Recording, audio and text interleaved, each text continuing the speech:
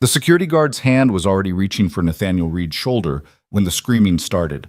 100 feet behind him, through the gold-trimmed doors of the Grand Lexington's ballroom, something had gone terribly wrong. The woman who'd just humiliated him, who'd called him trash in front of Manhattan's elite, was now running toward the chaos, her face white with terror. Nathaniel could have walked away, should have walked away. His 8-year-old daughter was already shivering against his chest, confused and tired. But the combat medic training he'd buried under years of business suits and billion-dollar deals suddenly kicked back to life. He turned around and ran straight into the nightmare. If you're watching from anywhere in the world, drop your city in the comments below. I want to see how far this story travels. And hit that like button if you're ready for what comes next. The thing about November storms in New York City is they don't arrive quietly. They announce themselves with the kind of wind that turns expensive umbrellas inside out and sends taxi drivers cursing into their steering wheels. Rain doesn't fall, it attacks, horizontal and mean, like the city itself has finally lost patience with anyone stupid enough to be outside. Nathaniel Reed stood under the awning of the Grand Lexington Hotel, watching water sheet off the edge of the canvas above him, and wondered for the 100th time why he'd agreed to this. "Daddy, my feet hurt." He looked down at Emma, whose small hand gripped two of his fingers with the determination of someone afraid of being swept away. She was 8 years old, dark-haired like her mother had been, with eyes that saw too much for a kid her age. The fancy dress they'd bought last week, the one she'd been so excited about, was already rumpled from the car ride, and one of her shiny shoes had somehow gotten scuffed. "I know, sweetheart." Nathaniel shifted the umbrella to his other hand. "We don't have to stay long. We'll look at the fancy lights like you wanted, maybe get some of those little desserts, then we're gone. Deal?" Emma's face scrunched up in that way that meant she was thinking hard about something. "But the lady on the invitation said it was for helping kids who don't have nice houses." "That's right. So shouldn't we stay and help?" Nathaniel felt something tight in his chest. This was why he'd come, really. Not because of the charity gala itself.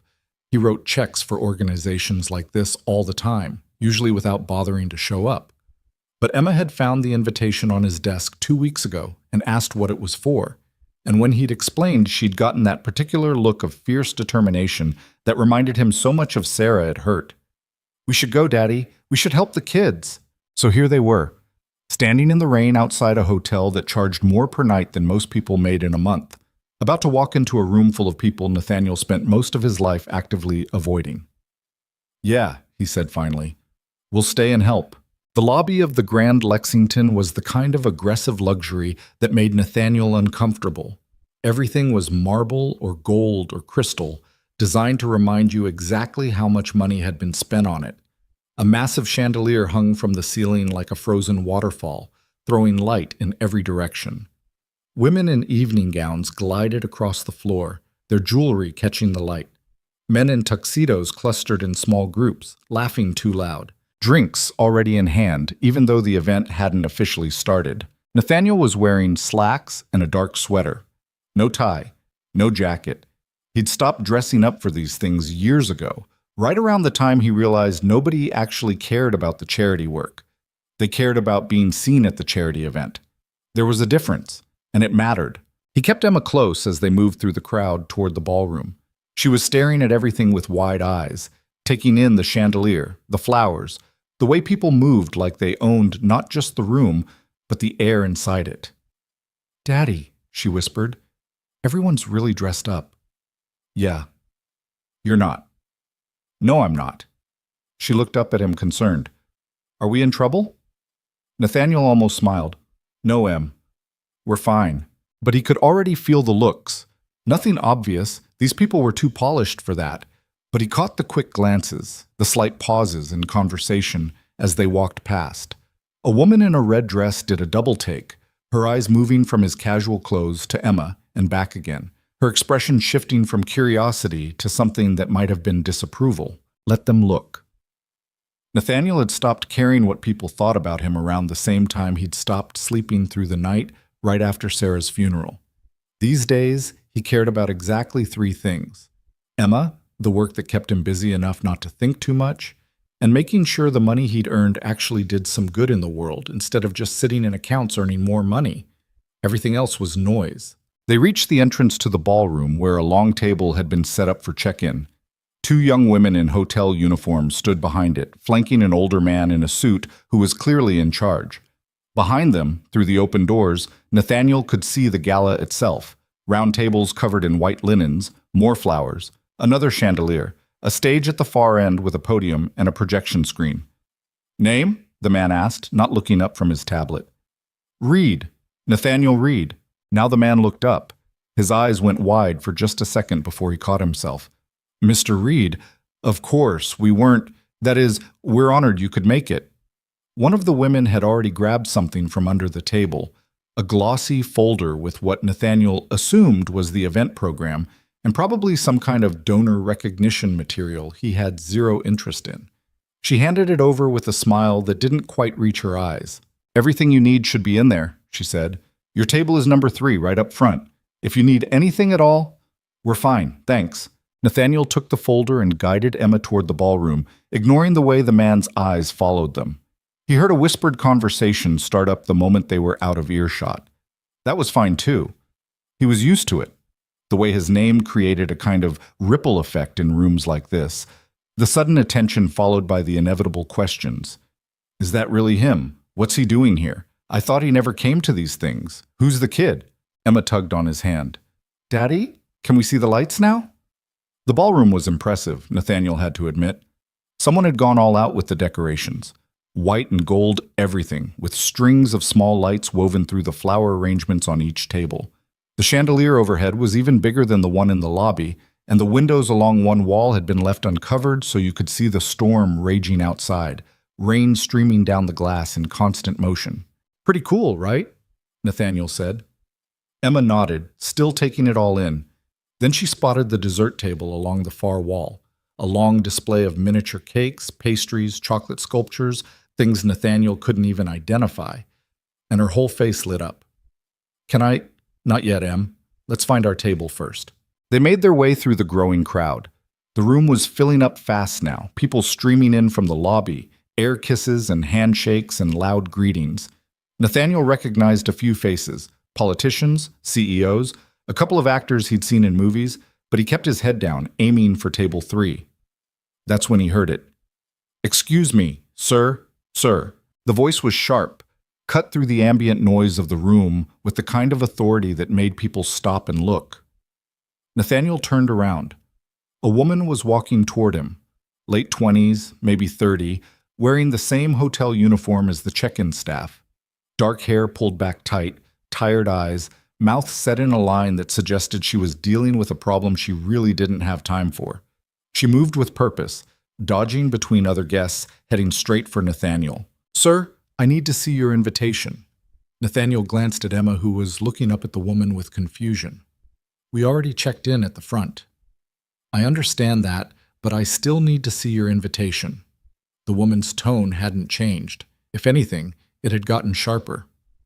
"This is a private event. We need to verify all attendees." A few people nearby had stopped talking, attention drawn by the confrontation. Nathaniel felt Emma's hand squeeze tighter around his fingers. "Listen," he said, keeping his voice level. "We just came from the check-in table. They have everything they need. We're heading to our table now."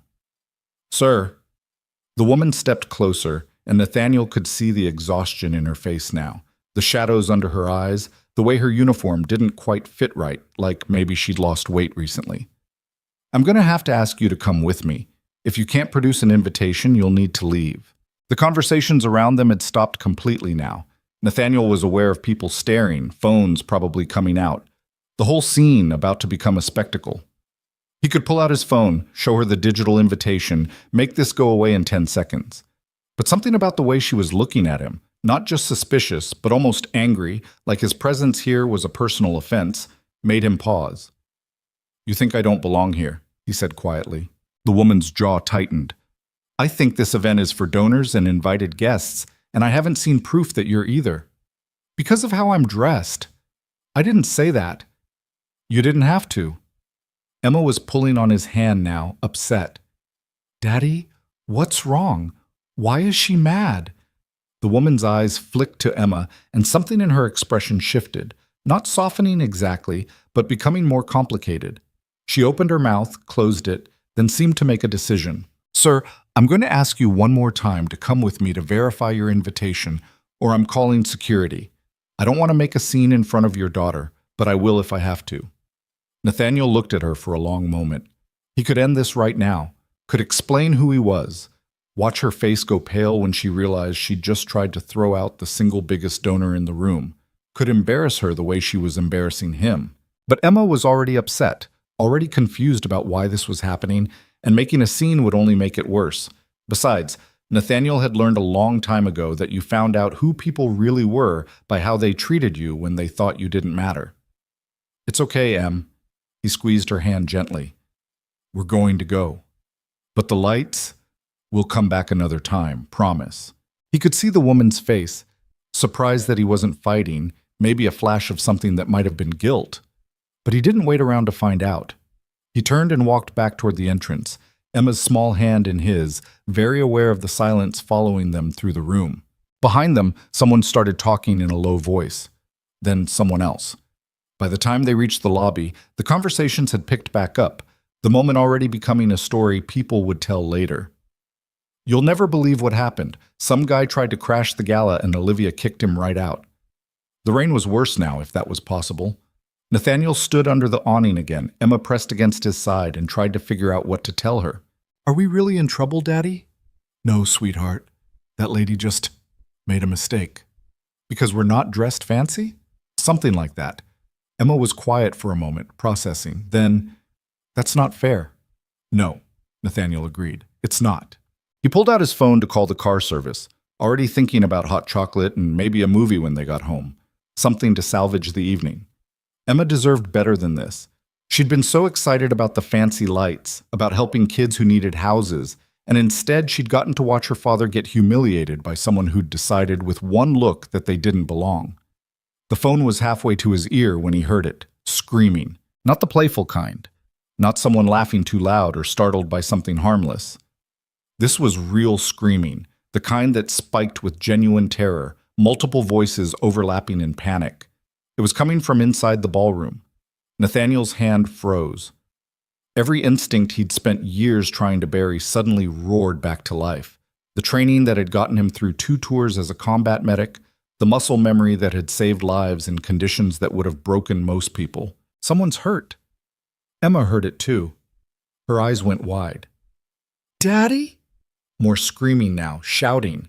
People were running toward the lobby from the ballroom, faces white, someone crying. Through the glass doors, Nathaniel could see the crowd inside surging backward, away from something near the stage. He should leave. Should get Emma into the car and drive away from whatever chaos was unfolding inside that room. Nobody in there wanted his help, especially not the woman who'd just kicked him out. It wasn't his problem.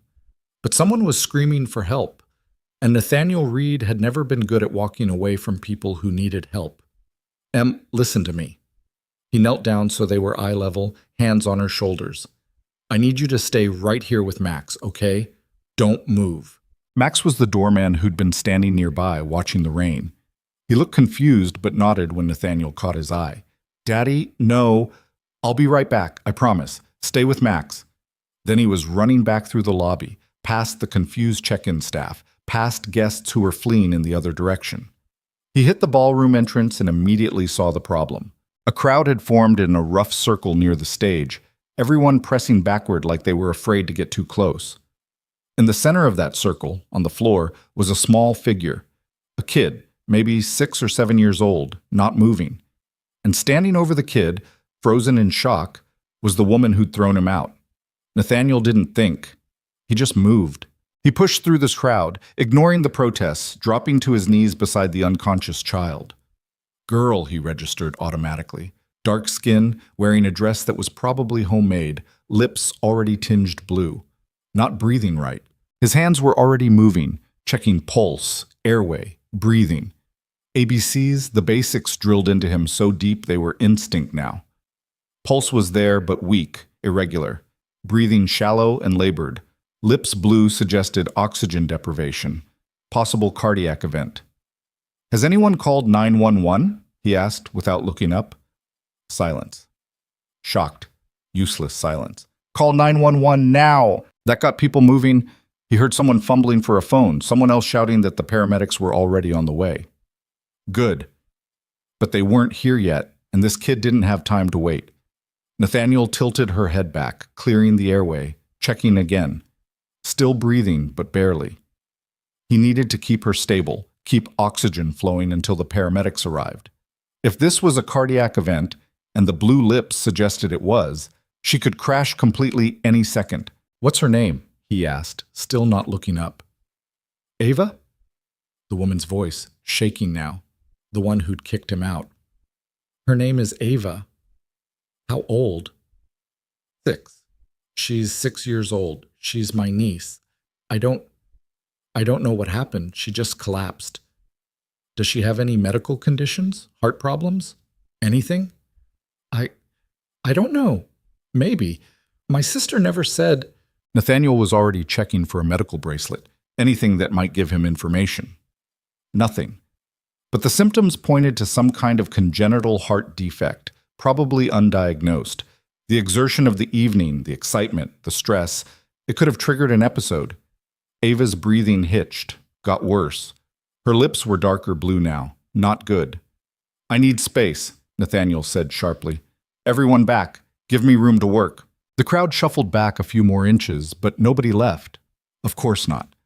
This was the kind of thing people couldn't look away from, the worst moment of someone's life unfolding in real time like entertainment. Nathaniel blocked them out.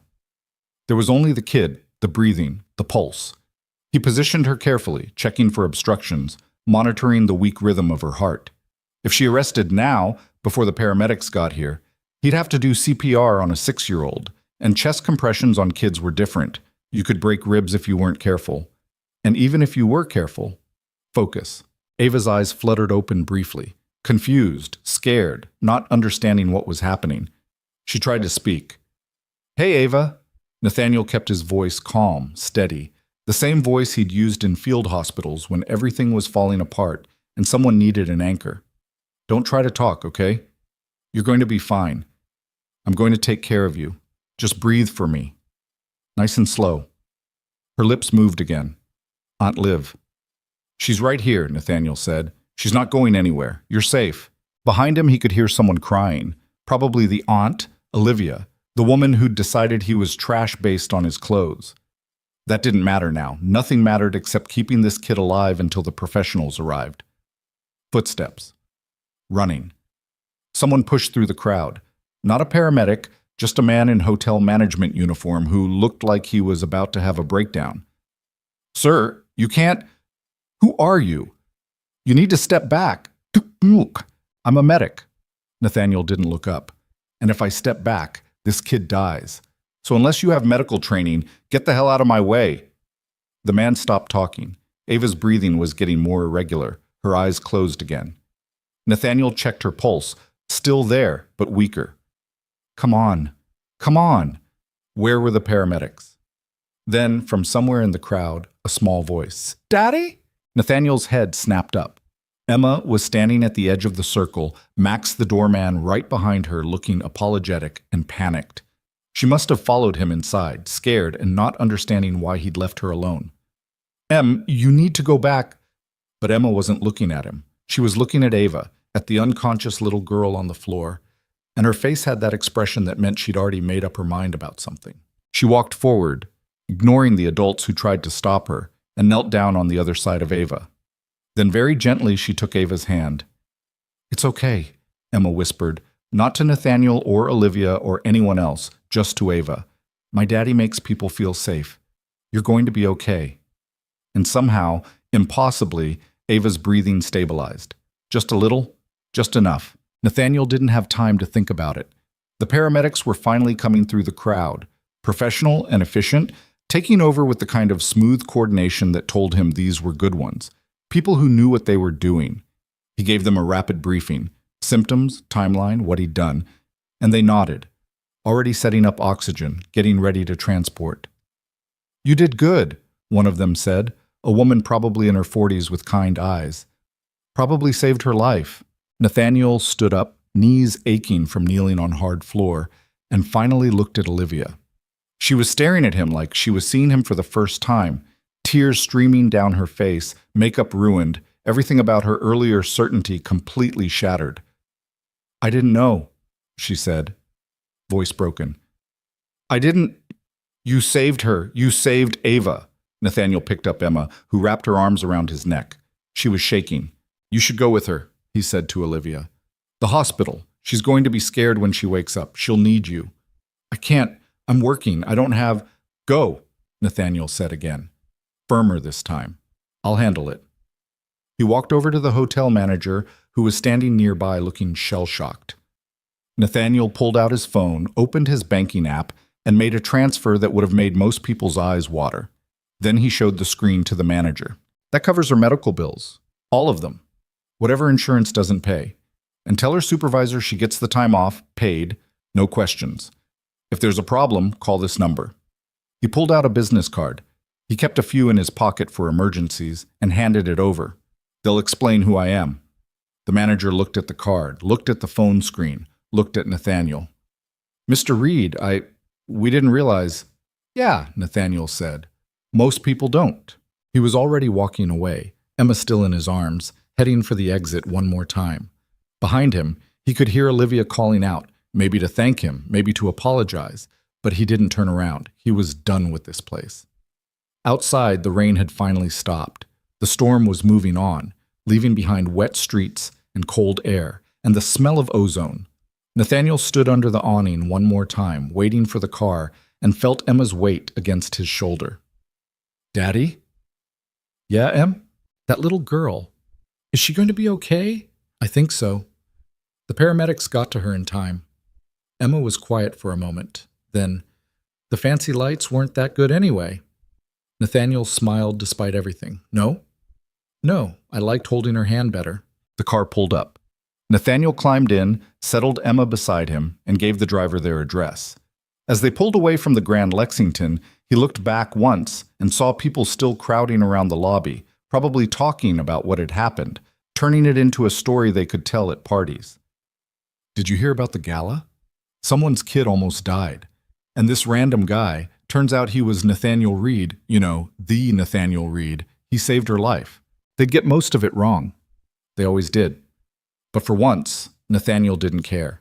He wrapped an arm around Emma and felt her snuggle closer, already falling asleep against his side. She was safe.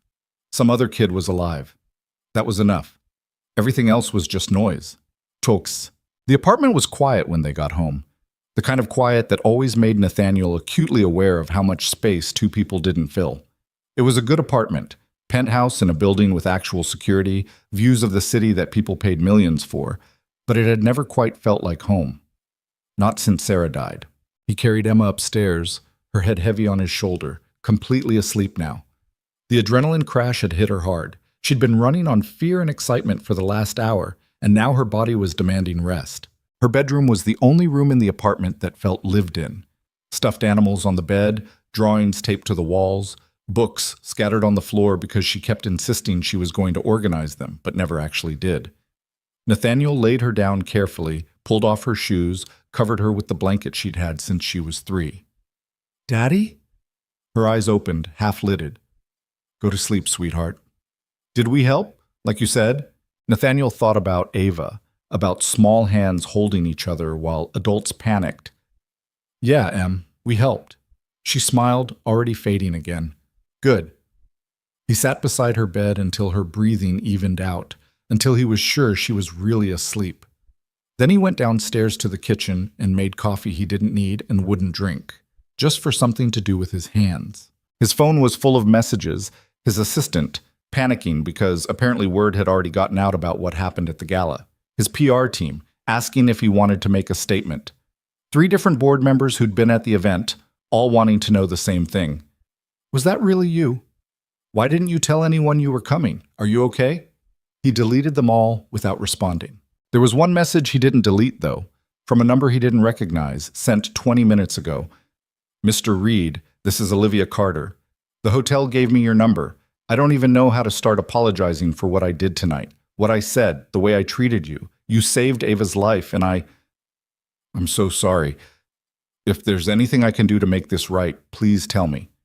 Nathaniel stared at the message for a long time. He could ignore it. Probably should ignore it.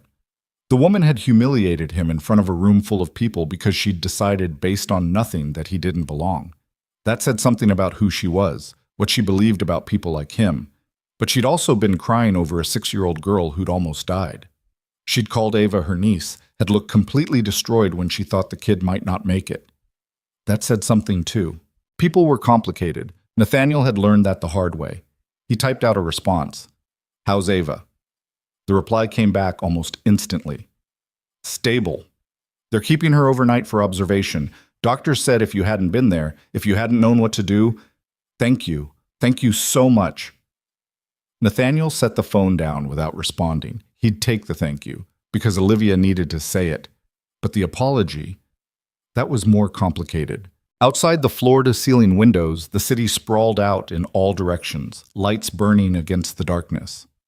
Somewhere out there, in some hospital, a 6-year-old girl was breathing because he'd been in the right place at the right time with the right training. That had to count for something, even if nobody would ever see it coming. Nathaniel didn't sleep that night. He told himself it was because of the coffee, but that was a lie. He never slept well anyway, hadn't since Sarah died, and tonight his brain wouldn't stop replaying the moment Ava's lips had turned blue, the way Emma's small voice had cut through the panic, the look on Olivia Carter's face when she realized what she'd done. Around 3 in the morning, he gave up pretending and went to his office. The apartment was silent except for the ambient hum of the city outside. He could hear Emma's breathing through the baby monitor he probably should have stopped using a year ago, but couldn't quite bring himself to turn off. His desk was covered in the usual chaos: investment reports, contract drafts, proposals from startups looking for funding. Nathaniel Reed Ventures had stakes in 43 companies, everything from medical device manufacturers to clean energy initiatives. Most people assumed he'd gotten rich off social media, or cryptocurrency, or some other get-rich-quick scheme. The truth was more boring. He was just very good at identifying which technologies would matter in 10 years and putting money behind the people smart enough to build them. But none of that felt particularly important at 3 in the morning while his daughter slept and some kid he didn't know was in a hospital bed because her heart didn't work right. His phone buzzed. Another message from Olivia Carter. "I can't sleep. Keep thinking about what could have happened, what almost happened. Are you awake?" Nathaniel stared at the message. He should ignore it. Should maintain whatever professional distance existed between someone who'd humiliated him and someone who'd saved their family member's life. But something about the raw honesty of it, "I can't sleep," made him respond. "Yeah, I'm awake." The typing indicator appeared immediately. Stopped. Started again. Finally, "Can I ask you something?" "You don't have to answer. Go ahead." "Why did you come back?" "After what I did. After I threw you out like you were... Why didn't you just leave?" Nathaniel sat back in his chair, looking at the question. Why had he come back? The easy answer was that someone needed help, but that wasn't quite right, or at least it wasn't complete. "I heard screaming," he typed. "That's all. Someone needed help, and I knew how to help. Everything else was just noise. But I was horrible to you." "Yeah, you were." There was a long pause before her next message. "I'm not making excuses. What I did was wrong. But I need you to understand something. I've worked at that hotel for 2 years. Double shifts most weeks because my mom's medical bills keep piling up, and insurance barely covers anything. And every single event, every gala, every fundraiser, they're all the same. Rich people showing up to feel good about themselves, spending more on their outfits than they donate to whatever cause they're supposedly there for. And they treat people like me like we're furniture, like we're not even real." Nathaniel read it twice. He wanted to be angry. She was still trying to justify what she'd done, but he recognized the exhaustion in her words. He'd seen it in her face at the gala, the kind of bone-deep tiredness that came from working too hard for too long with no end in sight. "So when you saw me in casual clothes with a kid, you assumed I was trying to scam free food or steal something. I assumed you were someone who didn't belong. And I was wrong. I was so wrong I can barely stand to think about it. You were also working a shift where you'd brought your 6-year-old niece because you couldn't afford childcare," Nathaniel typed, "which means you were probably terrified of getting caught and losing your job. And then someone you thought was a problem showed up right when you were already stressed. So yeah, you made a snap judgment. It was a bad one. But I get why it happened." Another long pause, then, How did you know I couldn't afford childcare? Because if you could have, you would have. Nobody brings a kid to work at a formal event unless they have no other choice. My sister, Ava's mom, she was supposed to watch her, but she got called in for her shift at the last minute, and I couldn't say no to working because I need the money, and Ava can't stay home alone, and it was a mess. I thought I could keep her quiet in the back. I thought nobody would notice. Until she collapsed. Until she collapsed, Olivia confirmed. The doctor said she has something called hypertrophic cardiomyopathy. It's a heart condition, genetic. They're not sure why it didn't show up before. But if you hadn't been there, if you hadn't known what to do. She didn't finish the sentence. She didn't have to. Nathaniel looked at the screen for a long moment, then made a decision that was probably stupid but felt necessary anyway. What hospital is she at? Columbia Presbyterian. Why? Because I'm going to be in that area tomorrow afternoon. I should check on her. You don't have to do that. I know. Mr. Reed, just Nathaniel, and I'm not doing it for you. I'm doing it because Emma's going to ask me tomorrow if that little girl is okay, and I'd rather have a real answer than a guess. He could almost feel Olivia processing that through the phone. Finally, okay, thank you. And Nathaniel, for what it's worth, I really am sorry. I know, he typed back. Get some sleep. He set the phone down and went to check on Emma one more time. She was sprawled across her bed the way kids do, one arm hanging off the edge, hair everywhere, completely dead to the world.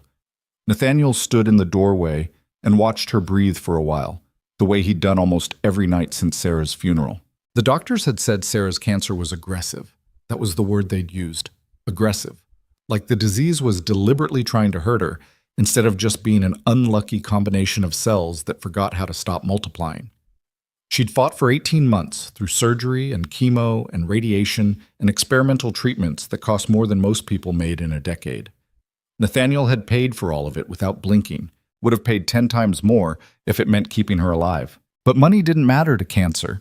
It had taken her anyway, and Emma had been 5 years old, and Nathaniel had been left trying to figure out how to be both parents while running a company and not falling apart completely. He'd mostly failed at the not falling apart part, but Emma was okay. Scared sometimes, sad sometimes, but okay. And that had to be enough. The next morning came too early. Emma woke him up at 7 by jumping on his bed, apparently fully recovered from last night's trauma and ready to discuss the situation in detail. Daddy, we need to go check on Ava. Nathaniel groaned and pulled a pillow over his face. Em, it's Saturday. It's early. People check on other people at reasonable hours. It is a reasonable hour. You're just old. I'm 32. That's old. Nathaniel gave up and sat up, squinting in the morning light. Emma was already dressed. She'd put on mismatched socks and her shirt was inside out, but she was dressed and had that expression that meant arguing was pointless. We can go this afternoon, he said. I already told her aunt we'd stop by. Emma's eyes went wide. You did? You talked to the mean lady? She wasn't mean, Em. She was scared and tired and made a mistake. She made you leave. Yeah, she did. But then I came back and helped anyway, remember? That's what matters. Emma considered this seriously. Are we still going to help the kids who don't have nice houses? Yes. Good. Can we have pancakes now? They made pancakes together, or rather, Nathaniel made pancakes, while Emma helped by getting flour on every surface in the kitchen and taste testing the batter until he had to physically remove the bowl from her reach. It was messy and chaotic and took twice as long as it should have, which meant it was basically every Saturday morning in the Reed household. By noon, they were in the car heading to Columbia Presbyterian. Emma had insisted on bringing a stuffed elephant she'd gotten for her 6th birthday, reasoning that sick kids needed stuffed animals. Nathaniel didn't argue. He was too busy trying to figure out what he was actually doing. He didn't know Ava, didn't know Olivia beyond the worst 20 minutes of both their lives. He had no obligation to any of them, no reason to get involved beyond the initial emergency response. But something about the whole situation had gotten under his skin and wouldn't let go. Maybe it was the way Emma had held Ava's hand. Maybe it was the look in Olivia's eyes when she'd realized what she'd done. Maybe he was just tired of living in a world where people judged each other on sight and got it wrong more often than they got it right. Or maybe he was just looking for a distraction from the fact that his life had become a careful routine designed to prevent him from thinking too much about the person who wasn't in it anymore. Columbia Presbyterian was one of those hospitals that tried to look welcoming, but couldn't quite hide the underlying reality of what happened inside its walls. Bright colors, artwork in the lobby, volunteers at the information desk with friendly smiles. But underneath all that was still the smell of disinfectant and the sound of monitors beeping and the weight of all the people who'd walked through these doors hoping for good news and gotten something else. Nathaniel had spent too much time in hospitals. He hated them. Emma grabbed his hand as they walked through the automatic doors. She'd been brave in the car, chattering about what she was going to say to Ava, but now she was quiet, picking up on the atmosphere. "Daddy, this is where sick people are." "Yeah, sweetheart." "Is Ava still sick?" "A little bit, but she's getting better." "Like Mommy was getting better?" Nathaniel's chest went tight. Emma almost never brought up Sarah directly. When she did, it was usually sideways, in questions that seemed simple but weren't. "No," he said carefully. "Ava's got something the doctors can fix. She's going to be okay." Emma nodded, accepting this. She'd learned early not to push certain conversations too far. That was a skill no 8-year-old should have to develop, but Nathaniel didn't know how to unteach it. The information desk directed them to the pediatric cardiac unit on the 4th floor. They took the elevator up. Emma insisted on pressing all the buttons, which Nathaniel allowed because picking your battles was part of parenting, and found themselves in a hallway lined with rooms full of kids in various states of recovery. Ava's room was near the end. Through the open door, Nathaniel could see her sitting up in bed, looking small against the white sheets, hooked up to monitors that tracked her heart rhythm. Olivia was in a chair beside the bed, and a woman who had to be Ava's mother sat on the other side. Nathaniel knocked on the doorframe. All three of them looked up. Olivia's face went through about 5 different expressions in 2 seconds. Surprise, relief, embarrassment, gratitude, something that might have been hope. Ava's mother just looked confused, but Ava's face lit up. "You're the man from last night, the one with the magic hands," Emma giggled. Nathaniel stepped into the room. "Not magic, just practice. How are you feeling?" "My chest hurts and they won't let me eat anything good, but the nurse said I get ice cream later." Ava said this very seriously, like ice cream was the most important part of her recovery, which, from a 6-year-old's perspective, it probably was. "That's rough," Nathaniel agreed. "We brought you something, though." Emma held out the stuffed elephant. "His name is Mr. Trunk. He's very soft and he helps when you're scared." Ava took the elephant carefully, hugging it to her chest. "Thank you. I was scared, but Aunt Liv said you saved me." "Your aunt saved you too," Nathaniel said. "She made sure you got to the hospital fast." Olivia stood up. She looked like she'd been wearing the same clothes since last night, hair pulled back in a messy ponytail, no makeup, exhaustion written in every line of her face. But her eyes were clearer than they'd been at the gala, focused in the way people got when they'd survived something terrible and were still processing what it meant. "Nathaniel, this is my sister Maria. Maria, this is Nathaniel Reed." Maria's eyes widened slightly. Even exhausted and terrified for her daughter, she'd heard the name. Most people had, even if they couldn't immediately place where from. "You're the one who—" Maria's voice cracked. "I don't know how to thank you. Olivia told me what you did, what you paid for, the medical bills." "Don't worry about it," Nathaniel said. "Just focus on getting her better." "But we can't just accept—" "Yes, you can." Nathaniel kept his voice gentle but firm. "You can absolutely accept it. Your daughter needs care. I can help with that. End of conversation." Maria looked like she wanted to argue, but Olivia put a hand on her shoulder. Some silent communication passed between them. Probably Olivia explaining that arguing with Nathaniel Reed about money was pointless, and Maria nodded, eyes filling with tears. "Thank you," she whispered. Emma had climbed up onto Ava's bed, technically against hospital rules, but nobody was stopping her, and was explaining the intricacies of Mr. Trunk's personality. Ava was listening with the kind of intense focus that kids that age could deploy when something really mattered to them. "Can we talk outside for a minute?" Olivia asked quietly. Nathaniel nodded. They stepped into the hallway, leaving Emma with Ava and Maria watching over both of them. The corridor was quiet, except for the distant sound of a television in another room. Olivia leaned against the wall, looking like standing was taking more effort than it should. "I keep trying to figure out what to say to you. I've been practicing speeches in my head all night, but everything sounds stupid. You don't have to say anything. Yes, I do. What I did last night, the way I treated you, it was inexcusable. I made assumptions based on nothing, and I was cruel about it, and then you saved Ava's life anyway. I don't understand that. I don't understand why you came back. Nathaniel shrugged. Someone was hurt. I knew how to help. That's not complicated. It is for me. Do you know how many people at that gala? Those rich, important people. Do you know how many of them tried to help when Ava collapsed? 0. They backed away like she was contagious. They got out their phones to record it. But you, the person I threw out, you ran toward the problem. I had training. So did half the people in that room, probably. First aid courses, CPR classes, whatever.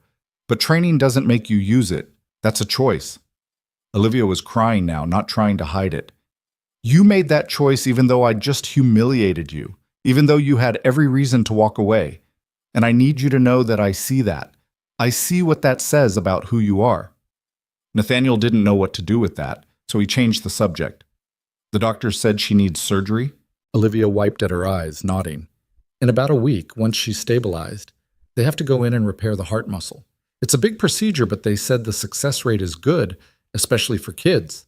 She should be able to live a completely normal life afterward. That's good.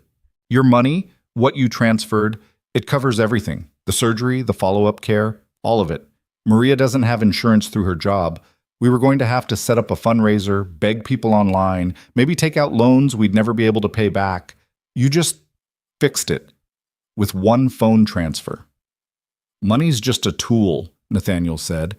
Either you use it to help people or you use it to buy things you don't need. I'd rather help people. Is that why you started the Children's Housing Project? The one I read about online? Nathaniel looked at her. You researched me. Of course I researched you. I needed to understand who I'd been so wrong about. Olivia crossed her arms, not defensive exactly, but protective. You fund these massive projects, hospitals, housing developments, education initiatives, and you never put your name on them. Most people would want everyone to know what they're doing, but you act like you're hiding from the attention. I am hiding from the attention. Why? Because attention doesn't help anyone. It's just noise that gets in the way of the work. Nathaniel looked through the window of Ava's room, where Emma was showing Ava how to make Mr. Trunk dance. Every minute I spend talking to reporters or doing interviews or going to galas is a minute I'm not spending actually doing something useful, so I skip the galas. Except you came to that one. Emma wanted to see the fancy lights. Olivia actually smiled at that, small and tired. She's a good kid. She's the best kid, even when she wakes me up at 7 on a Saturday. They stood in silence for a moment. It wasn't comfortable exactly, but it wasn't hostile either. Something had shifted between them, some fragile understanding built on crisis and honesty, and the fact that they'd both survived the worst night of their respective lives. The housing project, Olivia said finally. The article I read said you're looking for people to help manage it. Coordinate with contractors, handle logistics, make sure everything's up to code. Is that true? Yeah, why? Because I have a degree in project management that I've never gotten to use because I've been stuck working hotel jobs that pay enough to keep my mom alive. And I'm good at it. Logistics, organization, making sure things actually happen instead of just being talked about. I'm really good at it. Nathaniel studied her. You want a job? I want a chance to do something that matters. I've spent 2 years serving drinks to people who don't see me. I'd like to work on something that actually helps people who need it. She met his eyes directly. I know I don't deserve it. I know you have no reason to trust me after what I did, but I'm asking anyway. You have construction management experience? No, but I learn fast and I work harder than anyone you'll find. And I care about getting it right because I grew up in the kind of housing that project is trying to replace. I know what it's like to live in a place where the heat doesn't work in winter and there's mold in the walls and your mom gets sicker because the landlord won't fix anything. I know what it means to kids who grow up in that. So yeah, I care. Nathaniel should say no. Should maintain professional distance, find someone with actual relevant experience, not hire someone out of guilt or sympathy or whatever this was. But something about the way she was looking at him, tired and desperate and honest, reminded him of Sarah in the early days, when she'd been fighting to build her nonprofit and everyone kept telling her she was too young, too inexperienced, too idealistic. "The project site is in the Bronx," he said. "It's a converted warehouse that we're turning into transitional housing. 80 units, full medical and social services on site, caseworkers to help families find permanent placement. Right now we're in the construction phase, which means dealing with contractors, inspectors, material suppliers, and approximately 10,000 things that will go wrong every single day. I can handle that. The hours are long. The pay is okay, but not great. And you'll be working with people who've been doing construction their whole lives and won't necessarily be thrilled about taking direction from someone new. I've dealt with drunk rich people treating me like furniture. I can handle construction workers." Nathaniel almost smiled. "Fair point. You'd start Monday. Show up at 8. I'll introduce you to the site manager. We'll do a trial period, see how it goes. If it doesn't work out, no hard feelings." Olivia's face transformed. The exhaustion was still there, but underneath it was something that looked like hope. "Are you serious? I don't joke about work. I thank you. Thank you so much. I won't let you down, I promise." "Don't promise. Just show up and do the work." Nathaniel pulled out his phone, opened his contacts. "Give me your number. I'll send you the site address and details." She rattled off her number. He typed it in, sent a quick message. "Got it?" Olivia checked her phone, nodded. Then she looked back up at him, and her expression was complicated. Gratitude mixed with something that might have been guilt, or maybe just awareness of how much her life had changed in 24 hours. "Why are you doing this?" she asked. "Really? Is it just because of Ava? Because you feel sorry for me?" "No," Nathaniel said. "I'm doing it because you asked, and because I think you might be good at it, and because that project needs someone who actually cares whether we do it right. Everything else is just background noise." A nurse walked past, nodded at them. Down the hall, someone's monitor started beeping and footsteps hurried in that direction. The hospital kept moving, kept breathing, kept cycling through its daily routine of saving some people and losing others. Nathaniel's phone buzzed, a message from his assistant. "Board meeting Monday at 10. Can't reschedule. Important." He sighed. Back to the real world, where people wanted his attention and his money and his time, and where nothing he did ever felt quite enough. "I should get Emma home," he said. "Tell Ava we'll visit again soon." "You don't have to do that." "I know, Emma wants to." They went back into the room. Emma and Ava had apparently become best friends in the last 10 minutes, which was how kids operated. Emma was explaining her school and her friends and her favorite books, and Ava was listening like this was the most interesting information in the world. "Em, we need to go." "But Daddy, we'll come back, I promise." Emma made Ava promise to take good care of Mr. Trunk, then hugged her goodbye carefully, mindful of all the wires and tubes. Maria thanked Nathaniel again, voice thick with emotion, and Olivia walked them to the elevator, hands shoved in her pockets like she didn't quite know what to do with them. "Monday," she said. 8 a.m. I'll be there." "I know you will." The elevator doors closed. Emma immediately started talking about how Ava was her new best friend, and they were going to have play dates when Ava got out of the hospital, and could Mr. Trunk have a brother, because Ava might need more stuffed animals. Nathaniel listened and made appropriate noises and tried not to think about the fact that he'd just hired someone he barely knew to work on a multi-million-dollar project based entirely on a gut feeling and a late-night text conversation. Sarah would have said he was being impulsive. She'd also have said it was the right call. He missed her so much it physically hurt sometimes. "Daddy, you're sad again." Nathaniel looked down. Emma was watching him with those two smart eyes, the ones that saw through every lie he told about being fine. "I'm okay, sweetheart." "You're thinking about Mommy." There was no point denying it. "Yeah, I am." "Do you think she would have liked Ava?" "I think she would have loved Ava and Mr. Trunk." Emma nodded seriously. Then she slipped her hand into his and held on tight, the way she did when she was trying to make him feel better without saying so directly. They drove home through Saturday afternoon traffic, and Nathaniel tried to focus on what was in front of him instead of what he'd lost. Emma. The project. The work. Maybe now Olivia and Ava, and the possibility that sometimes people surprised you in good ways instead of bad ones. It wasn't much, but it was something. And for now, that had to be enough. Monday morning hit Nathaniel like it always did. Too early, too loud. with Emma singing off-key in the shower and the coffee maker making sounds that suggested it was planning to die soon. He stood in the kitchen in sweatpants and an old t-shirt, watching the sunrise paint the city orange through the windows, and wondered if hiring Olivia Carter had been a moment of clarity, or just another example of him making decisions based on feelings instead of logic. Sarah had always said he led with his gut. She'd meant it as a compliment, mostly, but gut feelings didn't show up on balance sheets or explain themselves to board members who wanted concrete justifications for every dollar spent. "Daddy, I can't find my math homework." "Did you check your backpack?" "Yes." "Did you actually check, or did you look at your backpack and hope the homework would announce itself?" Silence from upstairs. Then the sound of a backpack being unzipped. "Found it." Nathaniel smiled despite himself. Emma was so much like Sarah it hurt sometimes. Same stubborn streak, same tendency to lose things and then insist they'd never been lost in the first place. Same ability to make him feel like the world wasn't completely terrible, even when it was. His phone buzzed. A message from Marcus Chen, the site manager on the housing project. "New girl starting today? Nobody told me we were hiring." Nathaniel typed back, "Her name is Olivia Carter. She'll be there at 8. Give her the full tour, introduce her to the crew, see how she handles it. I'll be there around 10 after my board meeting. What's her background? Project management degree? Hotel work experience? Smart enough to ask the right questions? That's not a construction resume." "No. But she cares about getting it right. Sometimes that matters more than experience." There was a pause before Marcus responded. "You're the boss. But if she can't handle the crew, that's on you." "Fair enough."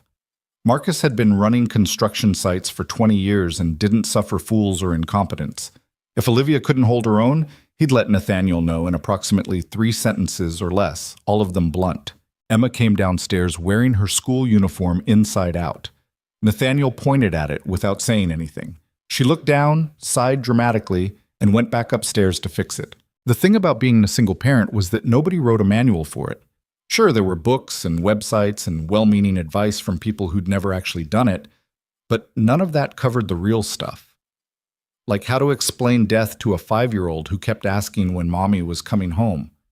Like how to handle parent-teacher conferences when you were the only parent and everyone else showed up in pairs.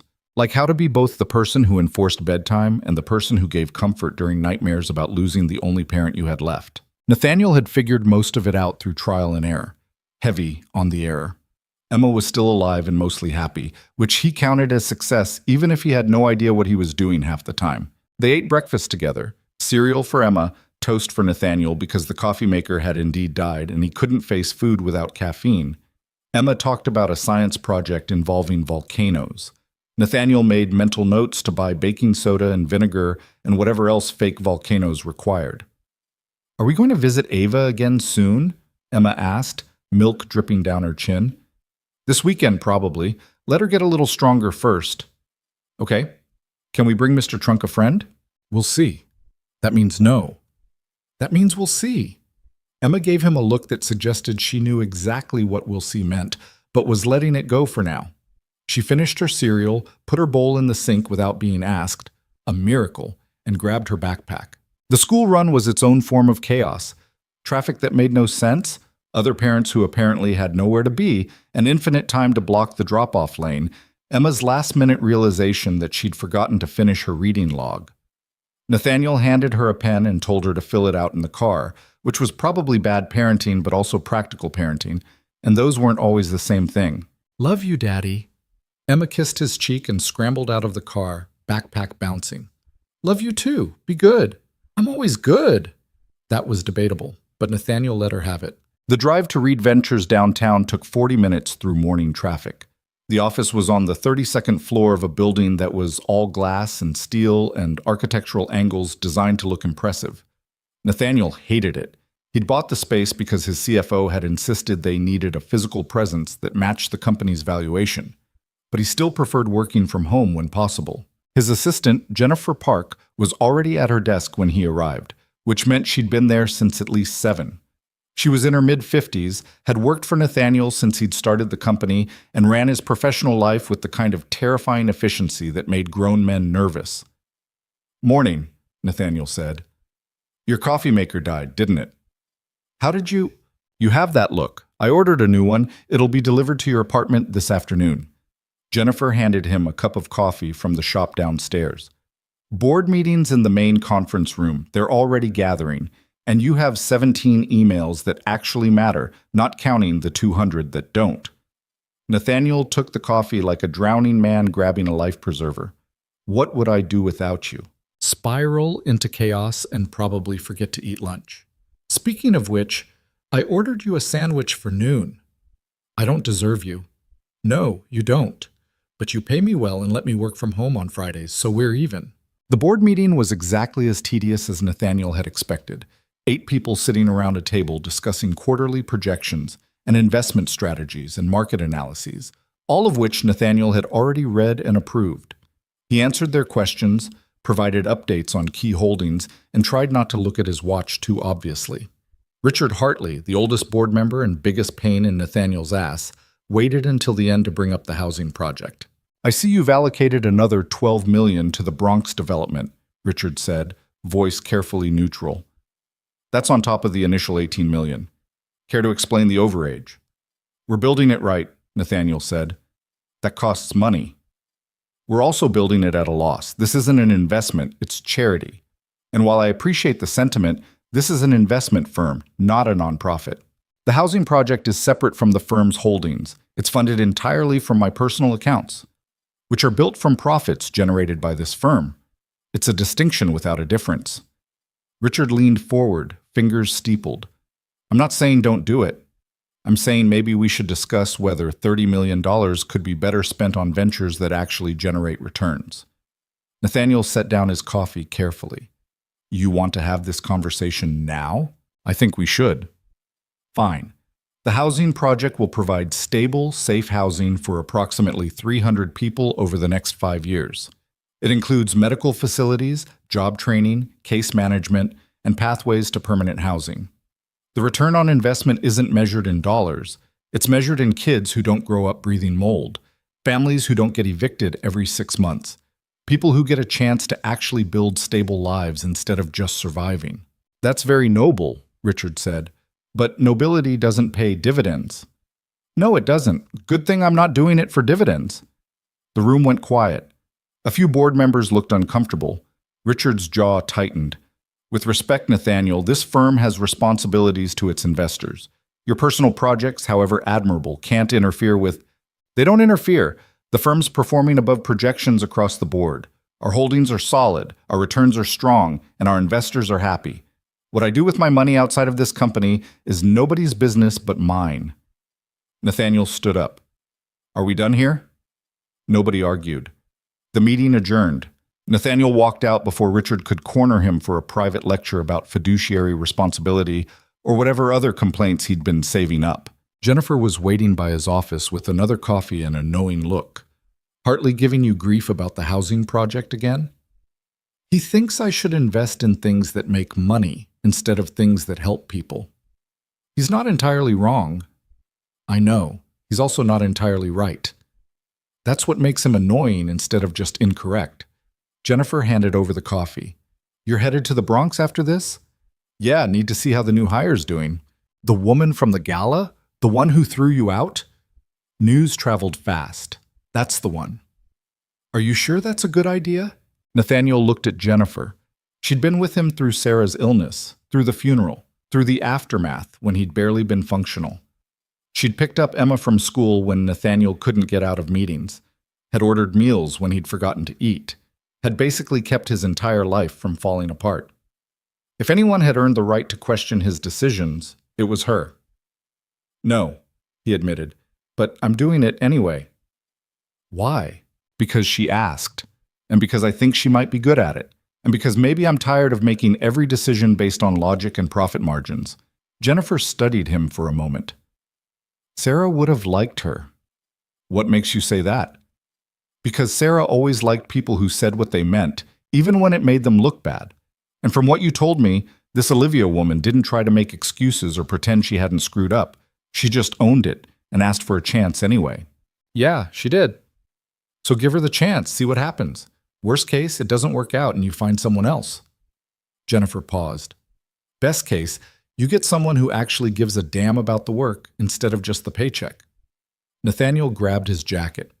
I'll be back this afternoon. Call me if anything explodes. Define explodes. Use your judgment. Then we're doomed. The drive to the Bronx took an hour through midday traffic. The project site was in a neighborhood that had seen better days and was waiting to see them again.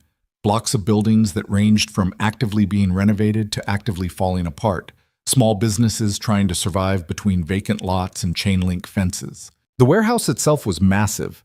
6 stories of old brick and industrial windows that were being converted into something that might actually help people. Outside, construction vehicles crowded the street. Inside, the noise was constant, drilling, hammering, workers shouting to each other over the racket. Nathaniel found Marcus on the 3rd floor, clipboard in hand, looking at something on a tablet while a contractor explained why the electrical work was behind schedule. Nathaniel. Marcus nodded, finished his conversation with the contractor, then turned his full attention over. He was 50-something, built like someone who'd done physical labor his whole life, with gray hair and a permanent expression of mild skepticism. Your new project manager's in the basement with the HVAC crew. How's she doing? Hasn't quit yet, hasn't cried, hasn't pissed anyone off too badly. So better than the last 3 people we tried. That was high praise from Marcus. Show me. They took the stairs down. The elevator was being repaired, of course, and Nathaniel could hear Olivia before he saw her. No, that's not what the specifications say. Look at section 12, paragraph 3. The ventilation system needs to handle 4 complete air exchanges per hour, not 2. These units you're trying to install won't do that. A man's voice, annoyed. Lady, I've been installing HVAC for 15 years. I know what I'm doing. I'm sure you do. But you're not installing the system specified in the contract, so either we use the right equipment or we don't install anything. You want to delay the whole project over some paperwork? I want to make sure kids aren't breathing stale air because we cut corners to save money. Call it crazy. Nathaniel and Marcus rounded the corner to find Olivia standing in the middle of the basement, surrounded by 3 contractors who all looked varying degrees of irritated. She was wearing jeans and a work shirt, hair pulled back, boots that looked new but practical. Her arms were crossed, and her expression was stubborn. One of the contractors saw Nathaniel, and his face changed. Mr. Reed, we were just explaining to Ms. Carter that the HVAC system we proposed will work fine for... What does the contract specify? Nathaniel asked. The contractor hesitated. 4 exchanges per hour, but that's excessive for this type of... Then install a system that does 4 exchanges per hour. That's going to cost an extra $40,000. Then it costs an extra $40,000. Do it right or don't do it at all. The contractors exchanged glances, clearly frustrated but not willing to argue with the person who signed their checks. They muttered something about getting new quotes and walked off, leaving Nathaniel and Marcus alone with Olivia. She let out a breath. I probably should have handled that differently. No, Marcus said. You handled it exactly right. They were trying to install cheaper equipment and hope nobody noticed. Happens all the time. He looked at Nathaniel. She caught 3 other things this morning. Substandard drywall in the 2nd floor units, wrong grade insulation in the walls, and a plumbing configuration that would have failed inspection. How'd you catch all that? Nathaniel asked Olivia. I read the entire contract last night, all 230 pages, and then I spent this morning walking through every floor comparing what's actually being installed to what's supposed to be installed. She pulled out her phone, showed him a document covered in notes and highlighted sections. There's a pattern. Someone's systematically replacing specified materials with cheaper alternatives. Small stuff mostly, things that wouldn't be obvious unless you were looking for them. But it adds up. Nathaniel felt something cold settle in his chest. Someone skimming. That's what it looks like to me. And if they're doing it with materials, they're probably doing it with labor costs too. Billing for workers who aren't here, inflating hours, whatever they can get away with. Marcus's face had gone hard. How much are we talking? I don't know yet, but based on what I've found so far, could be a couple million, maybe more. Nathaniel pulled out his phone, called Jennifer. She answered on the first ring. I need a full audit of the housing project, he said. Every invoice, every payment, every contractor and subcontractor. Compare what we paid for to what actually got delivered, and I need it yesterday. How bad is it? Don't know yet, but it's bad enough. I'll get our forensic accountant on it. Should have preliminary results by end of day. Nathaniel hung up and looked at Olivia. You've been here 4 hours and found a multi-million-dollar fraud. Maybe. I could be wrong. You're not wrong. Marcus was already pulling up files on his tablet. I knew something felt off, but I couldn't pin it down. Nobody's been here long enough to see the full picture. But if someone's been doing this from the start, then we've been getting robbed for months, Nathaniel finished, and whoever's doing it has been counting on us being too busy or too trusting to notice. Olivia looked between them. What do we do? We keep this quiet until we have proof. Don't tell the contractors anything. Don't change your behavior. Just keep documenting everything you find. Nathaniel met her eyes. And you keep doing exactly what you've been doing. Catch them making mistakes, question everything, be the pain in the ass they didn't see coming. I can do that. I know you can. That's why I hired you. The rest of the day was spent going through the building floor by floor, with Olivia pointing out discrepancies and Marcus taking notes, and Nathaniel getting angrier with every room. By the time they finished, the sun was setting, and Nathaniel's phone was full of messages from Jennifer about the audit. They gathered in the makeshift office on the first floor, really just a corner with a desk and a couple of chairs, and Nathaniel pulled up the preliminary report on his laptop. It was worse than he'd thought. 4.2 million, he read aloud. That's how much has been diverted so far. Fake invoices, inflated costs, materials that were paid for but never delivered. It's all here. Marcus swore under his breath. Who? Nathaniel scrolled through the report. Primary contractor is Lexington Construction Group. They've been handling most of the major work. Looks like they've been running the scheme through shell companies and fake subcontractors. Lexington? Olivia's voice was strange. As in the Grand Lexington Hotel? Different company, same owner though. Nathaniel pulled up the ownership records. Guy named Walter Price. He owns the hotel, the construction company, and about a dozen other businesses across the city. I know who Walter Price is, Olivia said quietly. He owns the hotel I worked at, and he's connected, like seriously connected. Politicians, judges, business leaders. He throws money around and people look the other way when he wants them to. Not this time, Nathaniel said. You don't understand. People have tried to go after Price before.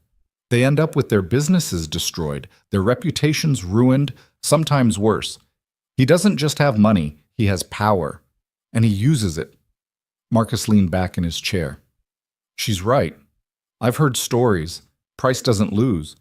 He makes problems disappear. Nathaniel closed the laptop. Then he's about to find out what happens when the problem doesn't disappear. Nathaniel, Olivia started. No.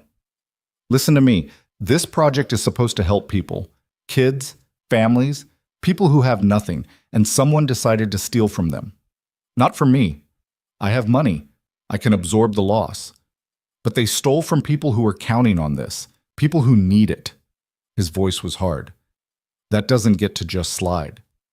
I'm not saying let it slide. I'm saying be careful. Price will come after you. Let him try. Olivia looked at him for a long moment. You really don't care, do you? About the consequences? About what he might do? I care about doing what's right. Everything else is negotiable. That's going to get you hurt. Probably. But staying quiet guarantees other people get hurt. I know which option I can live with. Marcus stood up, stretched. Well, if we're going to war with Walter Price, we better have our ducks in a row. I'll start documenting everything on our end, photos, measurements, material receipts, build a case that's airtight. Good. Olivia, keep doing what you're doing. Find every discrepancy, every corner they cut. Make a list we can hand to investigators. Investigators? Olivia asked. This isn't just fraud. It's conspiracy, probably bribery, maybe racketeering, depending on how deep it goes. We're going to need law enforcement involved. Price has cops on his payroll. I know people too, and mine aren't for sale. It was dark by the time Nathaniel left the site. He sat in his car for a moment before starting the engine, looking at the warehouse through the windshield. Somewhere inside that building was supposed to be hope, safe places for people to sleep, clean air to breathe, a chance at something better. Instead, it was evidence of everything wrong with the world. People with power taking from people without it, confident they'd never face consequences because they never had before. Nathaniel's phone rang. Emma's school. "Mr. Reed, this is Principal Morrison. Emma's fine, but there's been an incident." "What kind of incident?" "Another student said something unkind about her mother." Emma responded by pushing the student into a bookshelf. "Nobody's seriously hurt, but we need you to come in tomorrow to discuss." "I'll be there first thing in the morning." He hung up and rested his forehead against the steering wheel. Because of course. Of course, today would also include Emma getting in trouble at school for defending Sarah's memory, because why not add that to the pile of everything else going sideways? His phone buzzed again. A text from Olivia. "I meant what I said. Price is dangerous. Please be careful." Nathaniel stared at the message, then typed back. "I'm always careful. Doesn't mean I'm backing down. I'm not asking you to back down. I'm asking you to understand what you're up against." "I do understand. That's why I'm not stopping." There was a long pause. Then, "Okay, then I'm with you. Whatever happens. You don't have to do that. This isn't your fight." "Yes, it is. Those kids deserve better than what they're getting. And I'm tired of watching people like Price win because everyone's too scared to fight back." Nathaniel smiled despite everything. Sarah would have liked Olivia. Jennifer had been right about that. He drove home through empty streets, picked up Emma from the neighbor who'd agreed to watch her, paid the neighbor extra for the last-minute call, and found his daughter in her room, still in her school uniform, looking defiant and guilty at the same time. "I heard about school," Nathaniel said from the doorway. "She said Mommy wasn't a real hero. She said heroes don't die." Emma's voice wobbled. "That's not true. That's not fair." "No, it's not fair, but pushing someone isn't how we handle it." "I know, but I was so mad, Daddy. She doesn't get to say that about Mommy." Nathaniel sat on the edge of Emma's bed. "You're right. She doesn't. But there are better ways to deal with people who say stupid things. Like using your words to explain why they're wrong. Like walking away because their opinion doesn't actually matter. Like knowing the truth yourself and not needing everyone else to agree." "Did you ever push someone for saying something mean?" "Once. Got suspended for 3 days. Your grandfather was not happy." Emma's eyes widened. "Really? Really? And you know what I learned?" "What?" "That pushing someone might feel good in the moment, but it doesn't actually fix anything. The person's still wrong. You're just also wrong now too. Better to be right and find another way to handle it." Emma thought about this. "Am I in big trouble?" "You're in some trouble. We'll talk to Principal Morrison tomorrow. You'll apologize to the other kid, and you'll probably lose screen time for a week. But Em, I get why you did it. I understand being so angry you can't think straight. Just promise me you'll try to find better ways to deal with that anger." "I promise." "Good. Now go wash up for dinner." Later, after Emma was asleep and the apartment was quiet again, Nathaniel stood at his office window looking out at the city lights. Somewhere out there, Walter Price was probably in his penthouse or his club or wherever rich criminals spent their evenings, confident that his scheme was safe, that nobody would notice or care or be willing to fight back. He was about to find out how wrong he was, and Nathaniel Reed was about to find out what happened when you went to war with someone who'd been winning for too long to remember how to lose. The meeting with Principal Morrison went about as well as Nathaniel expected, which was to say it was uncomfortable, and ended with Emma grounded from screens for 2 weeks instead of 1. The other kids' parents were there too, looking like they'd walked into a meeting with some dangerous criminal instead of an 8-year-old who'd shoved their daughter into a bookshelf. Emma apologized. It sounded sincere enough that Nathaniel believed her, even if the other girl's mother clearly didn't. They left the principal's office with Emma's hand in his and walked to the car in silence. "You're mad at me," Emma said finally. "I'm not mad. I'm disappointed you didn't find a better way to handle it." "That's worse than mad." "Yeah, it is." They drove home, and Nathaniel spent the rest of the morning working from the apartment while Emma read in her room, one of the few non-screen activities she actually enjoyed. His phone kept buzzing with updates from the investigation. Jennifer had brought in a forensic accountant who was tearing through Lexington Construction's records.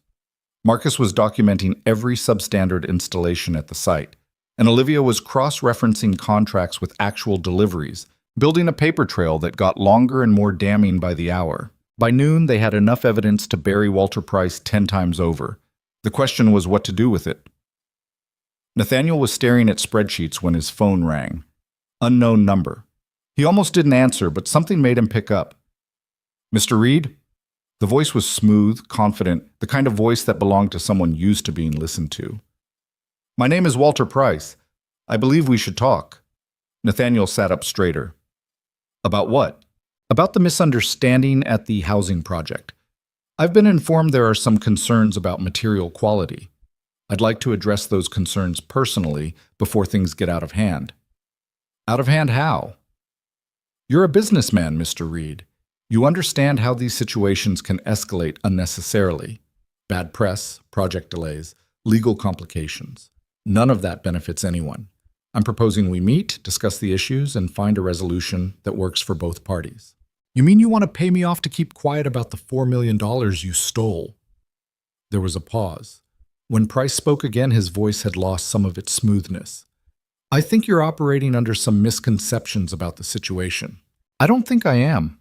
I think you've been systematically defrauding the housing project since construction started. Fake invoices, substandard materials, inflated labor costs. I think you assumed I wouldn't notice or wouldn't care. And now that I do notice and do care, you're trying to make this go away before it destroys you. Mr. Reed, I'm trying to extend you a courtesy, a chance to resolve this quietly, professionally. But if you're determined to make this adversarial, it's already adversarial. You stole from a project designed to help people who have nothing. You don't get to frame that as a misunderstanding. I see. Price's voice had gone cold now. Then let me be clear. You're new to this city's power structure. You don't understand how things work here. Who's connected to whom? What happens to people who make enemies of the wrong individuals? I'm giving you one opportunity to step back from this. Take it. Or what? Or you find out why people don't cross me. Looking forward to it. Nathaniel hung up. His hand was shaking slightly. Adrenaline, anger, maybe a little bit of fear he wouldn't admit to. Walter Price wasn't bluffing about his connections. Men like him didn't stay powerful for decades without knowing how to make problems disappear. But Nathaniel had spent 2 years as a combat medic in places where people died every day for reasons that made no sense. He'd held Sarah's hand while cancer ate through her body, and there was nothing anyone could do to stop it. He'd learned to live with fear as a constant companion, something that walked beside him, but didn't get to make his decisions. Walter Price could threaten all he wanted. It didn't change what was right. His phone buzzed again, a text from Olivia. Just found something. You need to see this. Nathaniel grabbed his keys. I have to go out for a bit. Mrs. Chen next door is going to come over. Emma appeared in her doorway, book in hand. Is it about the bad people who stole money? How do you know about that? I heard you on the phone. You use your angry voice when you talk about them. I don't have an angry voice. Yes, you do. It's different from your normal voice, quieter but meaner. Nathaniel couldn't argue with that. Yeah, it's about them. I'll be back in a couple hours. Are you going to fix it? I'm going to try. Good. They shouldn't steal from people who need houses. Emma went back to her room, and Nathaniel wondered when his 8-year-old had gotten so wise about injustice. Then he remembered she'd grown up watching her mother fight for causes nobody else cared about, and it made sense. The drive to the Bronx was faster than usual. Mid-afternoon traffic hadn't hit yet. Nathaniel found Olivia in the second-floor units, surrounded by paperwork spread across a makeshift table made of plywood and sawhorses. What did you find? He asked. Olivia looked up. Her eyes were red-rimmed like she'd been staring at documents too long without a break. Proof that this goes deeper than we thought. Look at these requisition orders. She spread out a series of forms, highlighting specific line items. These are the materials Lexington Construction ordered for the project. Insulation, drywall, electrical components, HVAC equipment, standard stuff. Okay, now look at these. She pulled out another set of documents. These are the materials that actually got delivered, according to the shipping manifests. Different manufacturers, lower grade, cheaper prices. So they ordered quality materials, charged us for quality materials, but delivered garbage instead. We knew that. Right, but here's the part we didn't know. Olivia pulled out a third stack of papers. These are the original materials, the ones that were supposed to be installed here. They didn't just disappear. Lexington sold them to other projects. High-end residential developments, commercial buildings, places where they could charge premium prices. They used our money to buy materials, diverted those materials to their profitable projects, then stuck us with the cheap replacements. Nathaniel felt his jaw tighten.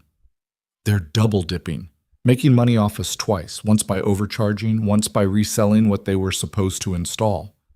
Exactly, and it gets worse. Look where those high-end projects are.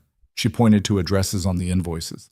3 of them are buildings owned by shell companies that trace back to Walter Price. He's literally stealing from the housing project to supply his own developments. Can you prove the connection? With about 2 more days of work, yeah. The corporate structures are deliberately confusing, but the paper trail exists. It's just hidden under layers of LLCs and holding companies. Nathaniel pulled out his phone, called Jennifer. I need you to contact the FBI's white-collar crime division. Tell them we have evidence of fraud, racketeering, and possibly money laundering, and I need the name of a reporter who's honest and won't sit on a story because someone powerful tells them to. Jennifer didn't ask questions. I know a guy at the Times, Marcus Santiago. He broke that pension fund scandal 2 years ago, didn't care whose toes he stepped on. You want me to reach out? Yeah, tell him we have documents that'll bring down one of the biggest construction companies in the city. Tell him it involves stealing from a project meant to house homeless families. If that doesn't get his attention, nothing will. Consider it done. Nathaniel hung up and looked at Olivia. You okay? Define okay. I'm angry. I'm tired. And I keep thinking about all the families who were counting on this project. The kids who were supposed to have safe places to sleep. And some rich asshole decided they were worth less than his profit margin. She rubbed her eyes. So no, I'm not okay. But I'm functional. That's all any of us are right now.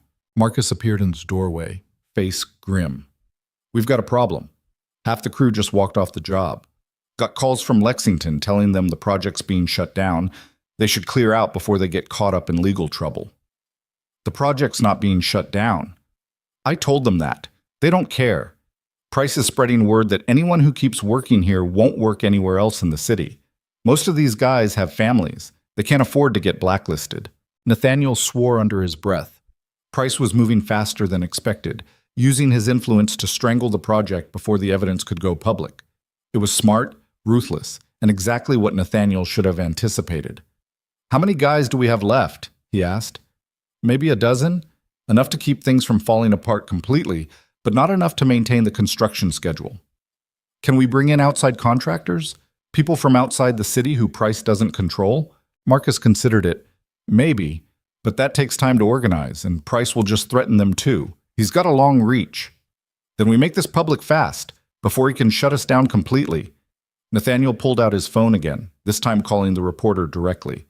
Marcus Santiago answered on the 3rd ring. Santiago. Mr. Santiago, my name is Nathaniel Reed. I have a story for you about construction fraud, stolen materials, and a billionaire developer who's been stealing from a housing project for homeless families. Interested? Keep talking. Nathaniel spent the next 20 minutes laying out everything they'd found. Santiago asked sharp questions, pushed back on claims that seemed too good to be true, demanded to see the documentation. By the end of the call, he was in. I can have a story ready by tomorrow, Santiago said. But Reed, you understand this is going to blow up in ways you can't predict. Price has friends in high places. The moment this goes public, those friends are going to come after you. Let them. I'm serious. City contracts, licensing boards, health inspectors, any regulatory body you deal with is going to suddenly find problems with your businesses. Lawsuits will appear out of nowhere. Your reputation will get dragged through the mud by people who owe Price favors. This isn't a fair fight. I know. And you're doing it anyway. Those families deserve better than what they're getting. Someone has to fight for them. Santiago was quiet for a moment. All right, send me everything you've got. I'll have my editor push this to the front page. Nathaniel hung up and found Olivia watching him with an expression he couldn't quite read. What? He asked. You really don't care what this costs you, do you? Your business, your reputation, the headaches that are about to rain down on your life. None of it matters as much as doing the right thing.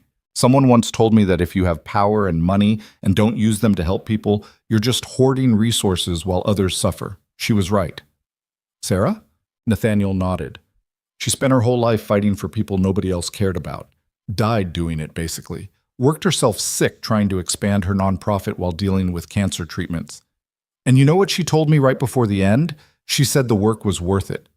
That helping even one person justified all the struggle and pain and frustration. I didn't really understand that then, but I do now. Olivia looked away, blinking fast. She sounds like someone I would have liked. She would have liked you too. You've got the same stubborn streak, the same refusal to accept that things are unfixable just because they're hard. Is that a compliment? Yeah. Don't let it go to your head. They worked through the afternoon organizing documents, preparing exhibits, building the case that would go to federal investigators and the press simultaneously. Marcus coordinated the remaining workers, keeping the project from falling apart completely. And Nathaniel fielded increasingly aggressive calls from people connected to Walter Price, lawyers threatening lawsuits, business associates suggesting he was making a terrible mistake, politicians he'd never spoken to before suddenly concerned about the housing project's welfare. He ignored them all. By evening, Emma's school had called again. Apparently someone had filed a complaint about Nathaniel's parenting, citing the incident with the bookshelf and raising concerns about Emma's emotional stability. It was transparent harassment, Price's people digging for anything they could use, but it still made Nathaniel's blood boil. They can't do that, Olivia said when he told her. They can't go after your kid because you're exposing their fraud. They can and they are. That's how this works. Make it personal, make it painful, make you choose between fighting and protecting the people you love. So what are you going to do? Nathaniel looked at his phone, at the message from Emma's principal asking for another meeting, at the implied threat buried in concerned language. Then he called his lawyer. David, I need you to do something. Emma's school just got a complaint about my parenting. It's retaliatory harassment connected to the Price investigation. I want you to explain to the school very clearly that if they pursue this, I will make their lives extremely difficult. Legal fees, public scrutiny, everything. His lawyer sighed. Nathaniel, threatening schools is, I'm not threatening anyone. I'm stating facts. Someone's using my daughter to get to me, and I won't allow it. Make sure they understand that. I'll handle it. Nathaniel hung up and realized Olivia was staring at him. What? He asked. Nothing, just, you get really scary when someone goes after your family. Good. They should be scared. The rest of the week was chaos. The Times story broke on Wednesday, front page, with all the documentation laid out in detail. The headline read, Developer accused of stealing millions from homeless housing project. By noon, every news outlet in the city had picked it up. The FBI opened an investigation. The city's Department of Buildings launched an audit of all Lexington construction projects. Walter Price held a press conference denying everything, calling Nathaniel a publicity-seeking billionaire trying to destroy a legitimate business. But the evidence was too solid, too well documented. Price's denials sounded hollow. The retaliation was immediate and vicious. Nathaniel's business dealings suddenly faced regulatory scrutiny.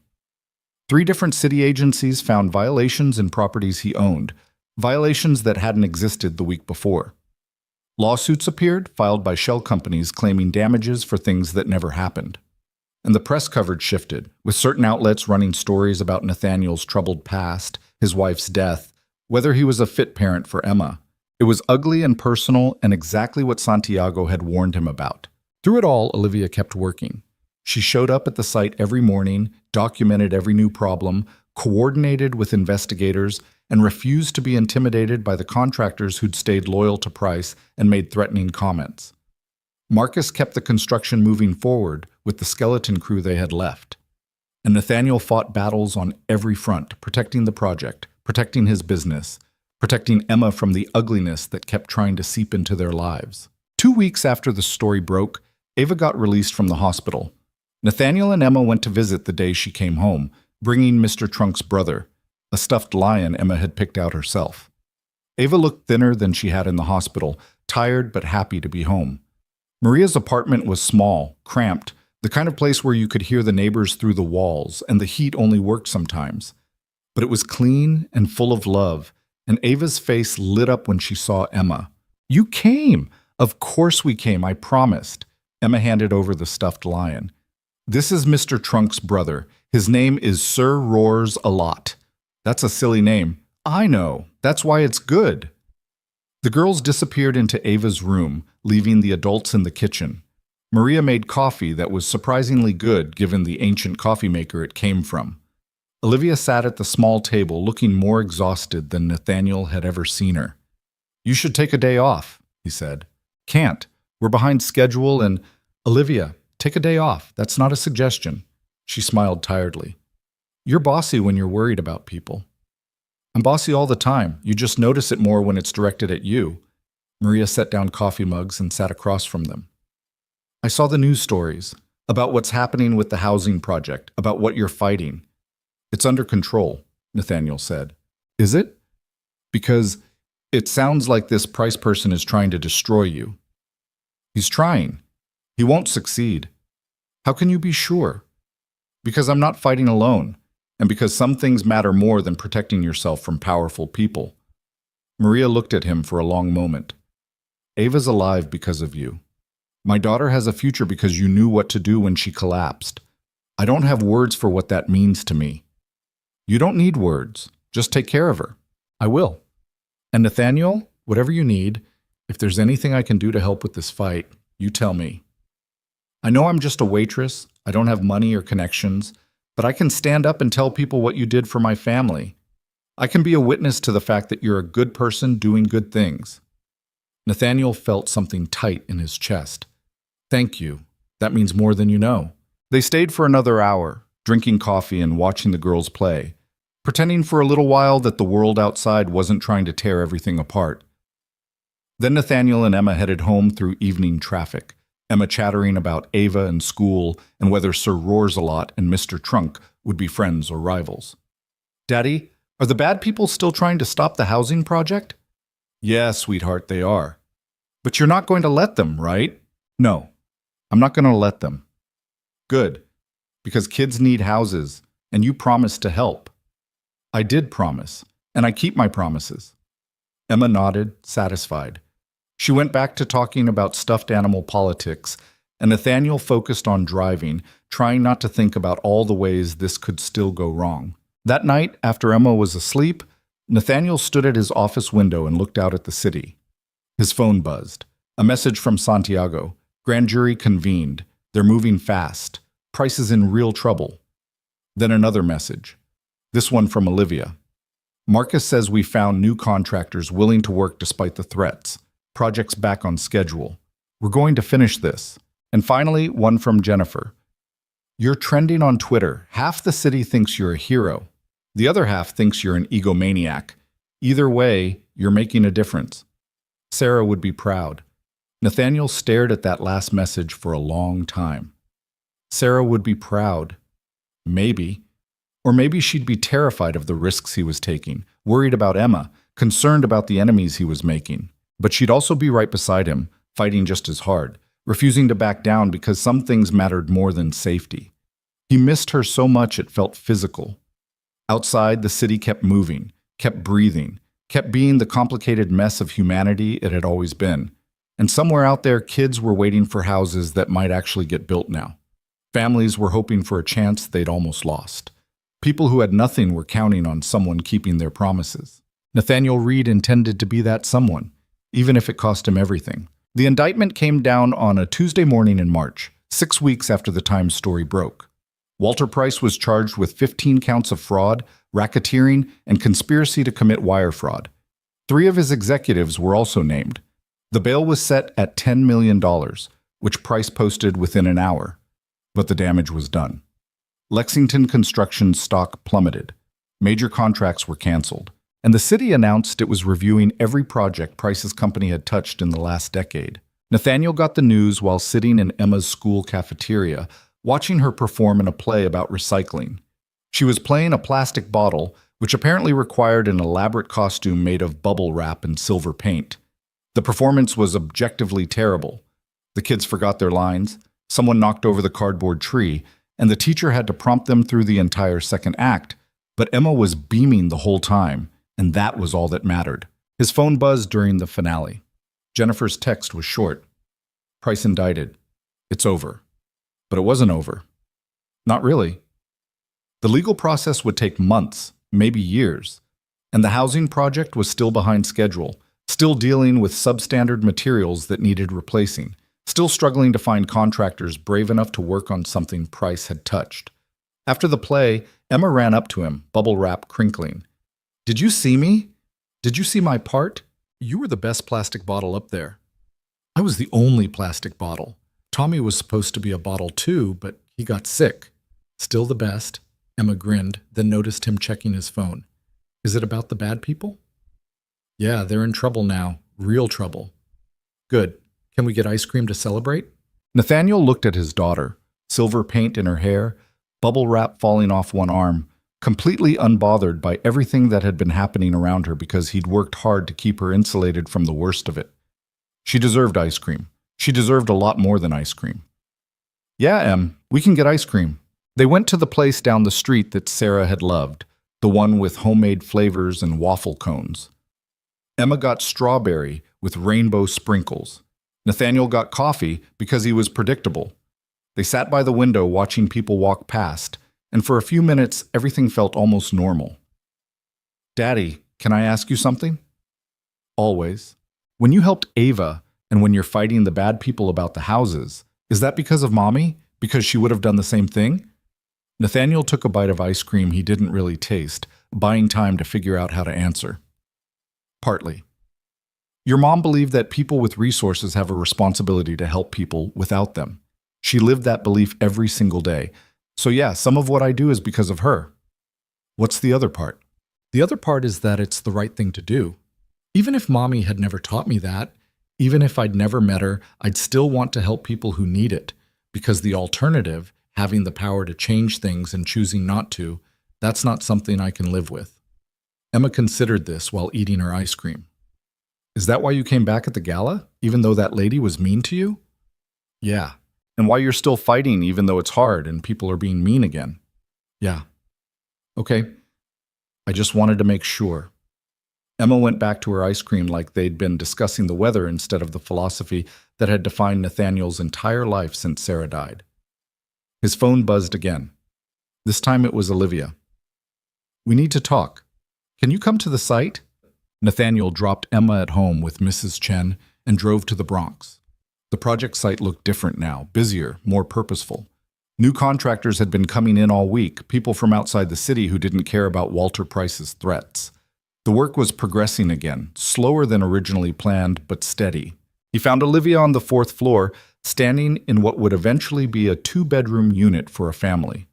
She was looking out the window at the street below, arms crossed, expression unreadable. "What's wrong?" Nathaniel asked. "Nothing's wrong. That's the problem." She turned to face him. "The FBI agent I've been working with called this morning. He said they have enough evidence to guarantee convictions. Price is going to prison. His company's going to be dismantled, and all the projects he stole from are getting restitution from his seized assets." "That's good news." "It is, but it also means this is done. The fight's over. We won." Olivia's voice was strange, like she couldn't quite believe what she was saying. For once in my life, the good guys actually won. Nathaniel walked over to stand beside her at the window. From here you could see the neighborhood spreading out in all directions, blocks of buildings in various states of repair, small businesses struggling to survive, people just trying to get through their days. In a few months, this building would be part of that landscape. A place where families could actually live without worrying about heat or mold or landlords who didn't care if the roof leaked. "You did this," he said. "You caught the fraud. You built the case. You refused to back down when Price tried to intimidate everyone into silence. We did this.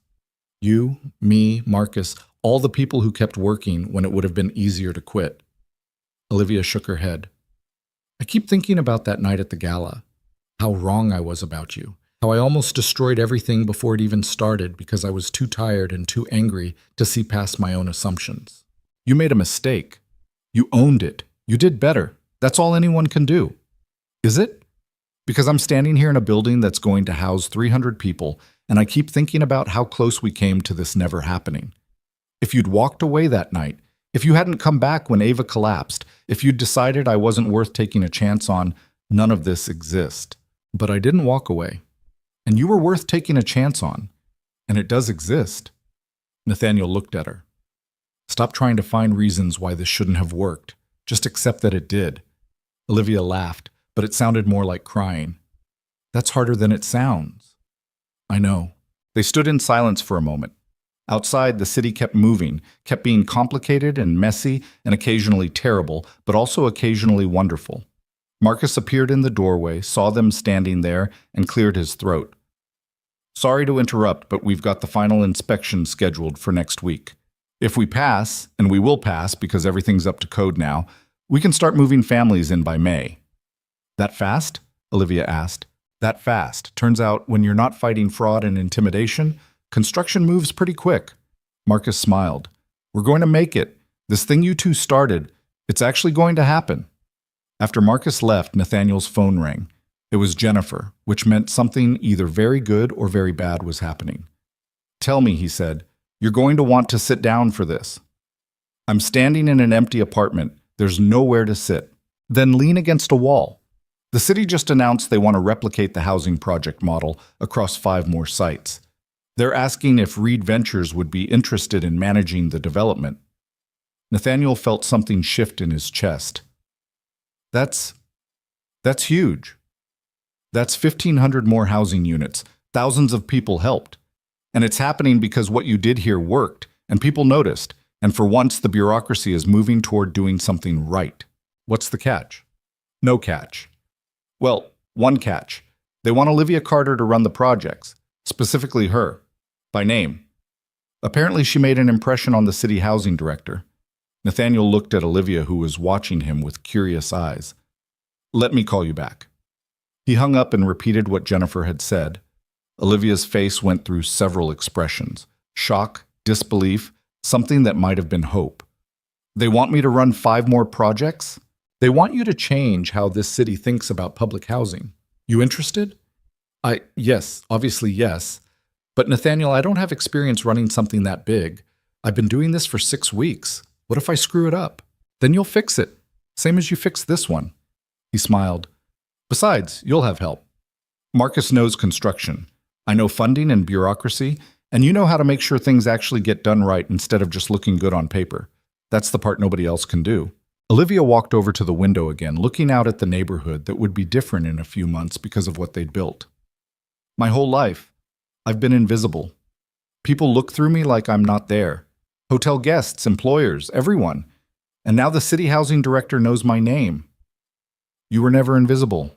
People just weren't paying attention. What's the difference? The difference is that being invisible means you don't matter. Not being noticed means people are missing something important. You always mattered, Olivia. Some of us just figured that out faster than others. She turned to face him, and there were tears in her eyes now. Why are you like this? Like what? Like someone who actually believes people can be better than they are, who sees potential in random hotel workers who throw you out of galas, who keeps fighting even when it costs you everything. I'm not like that. I'm just someone who lost the most important person in his life and had to figure out how to keep going. Turns out the way you keep going is by making sure the things she cared about don't die with her. Olivia wiped at her eyes. She must have been amazing. She was. Stubborn, idealistic, completely impossible to argue with when she'd made up her mind about something. You would have driven each other crazy. I wish I'd met her. Me too. Nathaniel's phone buzzed. A message from Emma, typed in the hunt and peck style of someone still learning to text. Daddy, when are you coming home? Mrs. Chen says we can make cookies. He smiled. I have to go. Apparently there are cookies that need making. Tell Emma I said hi, and that Ava wants to have a play date this weekend if that's okay. It's okay. Bring Maria too. We'll order pizza. He was almost to the door when Olivia called out, Nathaniel, thank you for everything, for giving me a chance when I didn't deserve it, for fighting when it would have been easier to quit, for showing me that sometimes the good guys actually do win. We're not the good guys, Olivia. We're just the people who showed up and did the work. That's all being good is, showing up and doing what needs to be done, even when it's hard. The drive home took longer than usual because of an accident on the bridge, but Nathaniel didn't mind. He put on music Emma had programmed into the car stereo, some pop song about friendship and dancing, and let himself think about the future for once instead of the past. 5 more housing projects, 1,500 more families, thousands of people getting chances they wouldn't have had otherwise. It wouldn't fix everything, wouldn't eliminate poverty or solve homelessness, or address all the systemic problems that created situations where people needed emergency housing in the first place. But it would help. And helping was enough. By the time he got home, Emma and Mrs. Chen had made chocolate chip cookies that were slightly burned on the bottom and perfect in every other way. Emma made him eat 3 while telling him about the playdate plan she'd apparently already made with Ava without asking him first. And then we're going to build a fort in my room, and Ava's going to bring Mr. Trunk, and we'll have a stuffed animal party with Sir Roars-a-Lot, and... Daddy, why are you smiling like that? Like what? Like you're happy but also sad. Nathaniel pulled Emma into a hug. I'm just proud of you, sweetheart. You're a good person who cares about other people. That's the most important thing anyone can be. Did I get that from Mommy? Yeah, and maybe a little bit from me, too. Okay. Can we watch a movie now? Mrs. Chen said only if you said yes. Mrs. Chen is smart. Yes, we can watch a movie. They ended up watching some animated thing about talking animals and friendship. Emma curled against Nathaniel's side, slowly falling asleep despite claiming she wasn't tired. He carried her to bed when the credits rolled, tucked her in, and stood in her doorway for a moment watching her breathe. This was what mattered. Not the money or the business or the fights with powerful men who thought they were untouchable. Just this. A kid sleeping safely in a warm bed, dreaming about stuffed animal parties and playdates with friends, completely certain that her father would keep her safe no matter what. Nathaniel intended to live up to that certainty. The housing project opened officially on a Saturday in late April. The city sent representatives, local news covered it, and 53 families moved into their new apartments, carrying their possessions in garbage bags and cardboard boxes, looking around at clean walls and working heat and windows that actually closed properly like they'd arrived somewhere impossible. Nathaniel watched from the side, staying out of the spotlight as always. Emma was with Ava and Maria, the 3 of them exploring the common areas and the playground Marcus had insisted on including, even though it wasn't in the original plans. Olivia was doing interviews with reporters, explaining the model they'd used, talking about the 5 additional sites that would break ground in the fall. Marcus sidled up next to Nathaniel. We did it. We did. Your wife would have liked this. The building, I mean. What it represents. Nathaniel looked at him. You knew Sarah? Met her once, maybe 5 years ago. Some non-profit event where she was raising money for a youth center. She cornered me for 20 minutes asking about construction costs, whether I thought the project was viable, how to make sure contractors didn't cut corners. Smart woman, passionate about getting things right. That was Sarah. She told me something I've never forgotten. Said that buildings aren't just structures, they're promises. Promises that people matter enough to invest in them. Promises that safety and dignity aren't luxuries for the rich. Promises that we can do better. Marcus gestured at the building in front of them. We kept that promise. Yeah, we did. A woman approached them, maybe 35, carrying a toddler on her hip. She looked nervous but determined. Excuse me, are you Nathaniel Reed? I am. My name is Keisha Thompson. I'm moving into apartment 3B today, and I needed to say thank you. I've been in the shelter system for 8 months with my baby. 8 months of not knowing where we'd be sleeping, not having anywhere safe, watching other parents try to raise kids in places that weren't meant for families. And now we have a home, a real home. Because of what you did. Nathaniel felt that tightness in his chest again. You don't have to thank me. Yes, I do. Because you didn't have to care. You didn't have to fight for people like me. But you did. And that matters more than you know. Keisha walked away before Nathaniel could respond, heading toward the building entrance where Emma and Ava were now directing a stuffed animal parade. The toddler on her hip laughed at something Emma said, and Keisha smiled like she was seeing her kid happy for the first time in months. That's why we do this, Marcus said quietly. That moment right there. Nathaniel nodded, not trusting himself to speak. The day continued with tours and speeches and cake that someone had brought. Emma made friends with at least 6 kids, all of whom she declared were now her best friends forever. Ava showed everyone Mr. Trunk and Sir Roars-a-Lot, explaining their complex backstory with the seriousness of someone presenting a doctoral thesis. And Olivia stood in the center of the courtyard, surrounded by families thanking her, looking overwhelmed and happy and more alive than Nathaniel had ever seen her. As the sun set, people started heading to their new apartments, carrying children and belongings and hope for futures that looked different than they had yesterday. Emma was asleep against Nathaniel's shoulder, exhausted from running around all day. Maria had taken Ava home an hour ago. The cleanup crew was packing up folding chairs and leftover food. Olivia found Nathaniel by the front entrance. "How do you feel?" "Tired, relieved, like maybe things worked out the way they were supposed to." Sarah would be proud. Yeah, she would. Nathaniel shifted Emma's weight, felt her snuggle closer in her sleep. You know what she told me once? She said that changing the world doesn't happen in big dramatic moments. It happens in small choices. Choosing to help when you could walk away, choosing to fight when it would be easier to accept things as they are, choosing to believe people deserve better than what they're getting. She said the small choices add up to something that looks like change if you make enough of them. Do you believe that? I didn't used to, but standing here, looking at this building full of families who have somewhere safe to sleep tonight, yeah, I believe it. Olivia looked up at the building, lights turning on in windows as people settled into their new homes. We made a lot of small choices that added up to this. We did, and we're going to keep making them. 5 more projects, remember? How could I forget? I'm terrified. Good.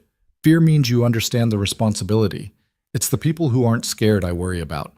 They stood there for a moment, watching lights bloom across the building's face, each one representing a family getting a chance they hadn't had before. Nathaniel thought about the path that had led here.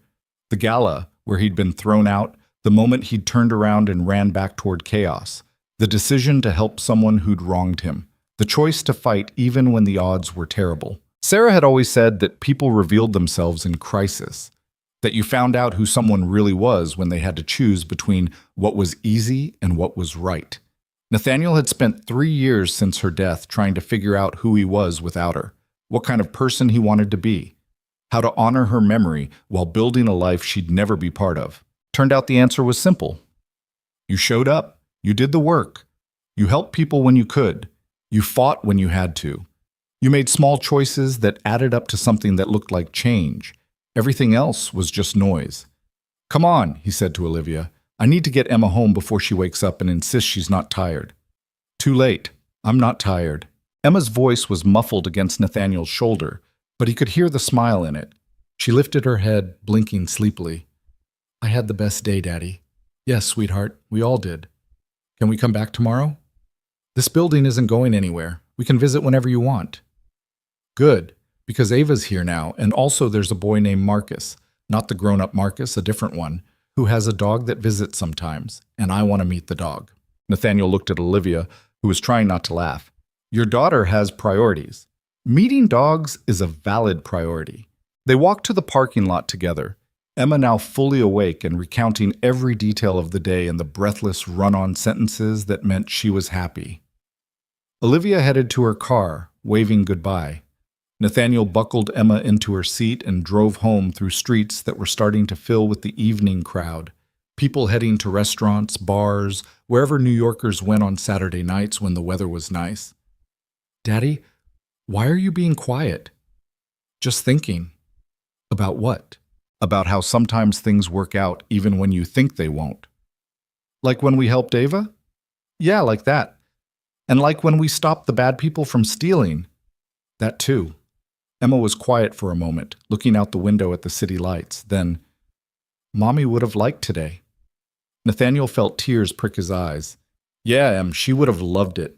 "Do you think she knows about the building and helping people?" "I think if there's any way to know, she knows." "Good, because I want her to be proud of us." "She is, sweetheart. I promise she is." They got home and went through the evening routine. Dinner, bath, pajamas, the endless negotiation about bedtime that Emma always lost, but never stopped trying to win. Nathaniel read her 3 chapters from the book they were working through together, some fantasy thing about kids finding magic in unexpected places. Emma asked questions about every plot point, derailing the story constantly, until Nathaniel finally closed the book and declared it bedtime whether she was ready or not. "Daddy?" "Yeah?" "I'm glad you're my dad." Nathaniel kissed her forehead. "I'm glad you're my daughter. Best thing that ever happened to me." "Better than being rich?" "So much better than being rich." "Better than the building opening today?" "Emma, Nothing in the world is better than you. Not money, not buildings, not anything. You understand? She nodded, already falling asleep. Love you, Daddy. Love you too, sweetheart. Nathaniel stood in her doorway for a long moment after she'd fallen asleep, watching the way the nightlight made shadows on the walls, listening to her breathe. He thought about Sarah and how much she was missing. Emma's first day of school, her growing friendships, the way she was becoming someone fierce and kind and smart. All the moments that would keep coming year after year, and Sarah wouldn't be there for any of them. It still hurt. Probably always would, but the hurt had changed over time, becoming something he could carry instead of something that crushed him. He'd learned to live with it, the same way you learn to live with an old injury that ached sometimes, but didn't stop you from moving forward. His phone buzzed. A message from Olivia. Thank you for today. For all of it. For giving me a chance to be part of something that matters. I won't forget it. Nathaniel typed back, You earned it, all of it. See you Monday. Another message came through, this one from Marcus. Building passed final inspection. We're officially open. Drinks on me tomorrow night, and one from Jennifer. City Housing Director wants to meet about the new projects. Sent you meeting times. Also, Richard Hartley resigned from the board. Good riddance. Nathaniel smiled into that last one. Hartley had been making noise about Nathaniel's priorities for months, claiming he was too focused on charity work and not enough on returns. His resignation was probably the best thing that could have happened to the company. He walked to his office and looked at the photo on his desk. Sarah laughing at something, caught mid-motion, alive and vibrant, and so present it hurt to look at sometimes. He'd taken it maybe 6 months before her diagnosis, on a day when they'd taken Emma to the park and everything had felt simple and good. We did it, he said to the photo. The building's open, families are moving in, and we're going to do it again 4 more times. Maybe more after that. I think you'd like where this is going. The photo didn't answer, but Nathaniel hadn't expected it to. Sometimes you just needed to say things out loud, acknowledge what mattered, remind yourself why you kept going when going was hard. He turned off the office light and headed to bed. Tomorrow, Emma would wake him up too early. There would be breakfast chaos and work emails and the 1,000 small details that made up a life. But tonight he let himself feel satisfied, complete, like maybe he'd done something that mattered in a world that made it very hard to matter. Outside his window, the city spread out in all directions, full of people trying to survive, trying to do better, trying to find meaning in the complicated mess of being human. Somewhere in that city, families were settling into new apartments. Kids were falling asleep in rooms that felt safe.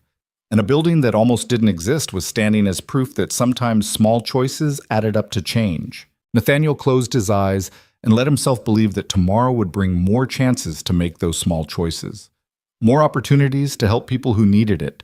More moments where doing what was right mattered more than what was easy. Sarah had taught him that. Emma reminded him every day. And Olivia, Marcus, and everyone else who'd fought beside him had proven it was true. The rest was just noise. And Nathaniel Reed had never been very good at listening to noise anyway.